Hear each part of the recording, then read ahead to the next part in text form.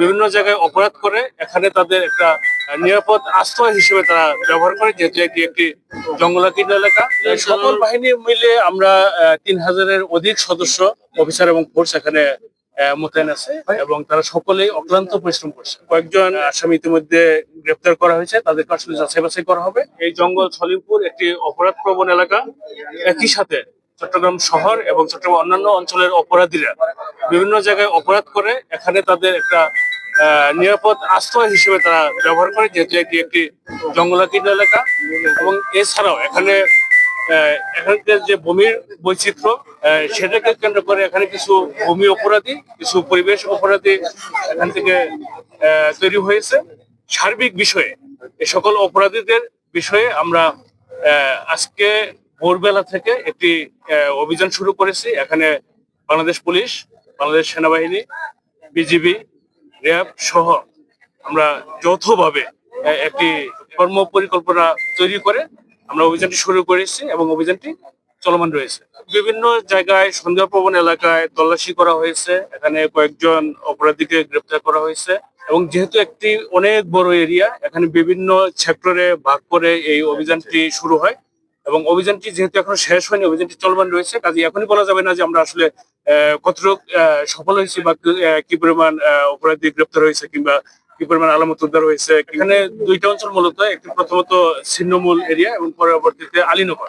ছিন্নমূল যেখানে শেষ হয় এবং আলীনগর যেখানে শুরু, সেই জায়গাটাতে তারা সম্ভবত রাতের অন্ধকারে একটি বড় একটি ট্রাক সেটা অকেজু করে রাস্তা ব্লক করে রেখেছিল এবং তার 20 গজ পরে ওখানে একটা রাস্তার উপরে নিচে খাল এবং উপরে কিছু স্ল্যাব লাগানো ছিল। সেটা তারা সম্প্রতি সম্ভবত ভোরবেলা কিংবা গত রাত্রে এই কালভার্টটি ভেঙে দিয়েছে, যাতে করে আমরা আইন শৃঙ্খলা রক্ষাকারী বাহিনীর কোনো গাড়ি যাতে কিংবা এই অভিযান যাতে ফলপ্রসূ হয় তার বাধা সৃষ্টি করছে। সেই কালভার্টের ওই খালটা আমরা ভরাট করে ইট বালি সিমেন্ট দিয়ে ভরাট করে তারপর আমরা আমাদের যে যানবাহন আছে সেগুলো আমরা নিয়ে যেতে ওখানে সকল বাহিনী মিলে আমরা 3000-এর অধিক সদস্য, অফিসার এবং ফোর্স এখানে মোতায়েন আছে এবং তারা সকলেই অক্লান্ত পরিশ্রম করছে। আসলে যারা অপরাধী, যাদের বিরুদ্ধে ইতিপূর্বে মামলা হয়েছে, যাদের বিরুদ্ধে ওয়ারেন্ট আছে বা যারা প্রকৃত মাদক সেবনের সাথে জড়িত কিংবা সন্ত্রাসী যারা, তাদের বিরুদ্ধে মূলত অভিযান, তাদেরকে আমরা খুঁজছি।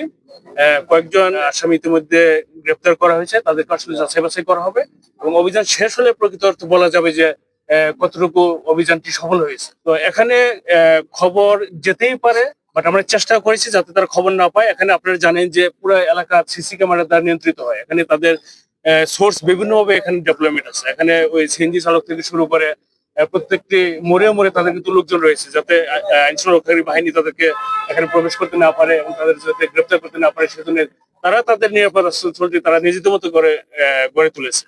সর্বশেষ আমরা যখন অভিযানটি সম্পন্ন করব, সমাপ্ত ঘোষণা করব, তখন বলা যাবে যে আসলে কি উদ্ধার আছে বা কি গ্রেপ্তার আছে।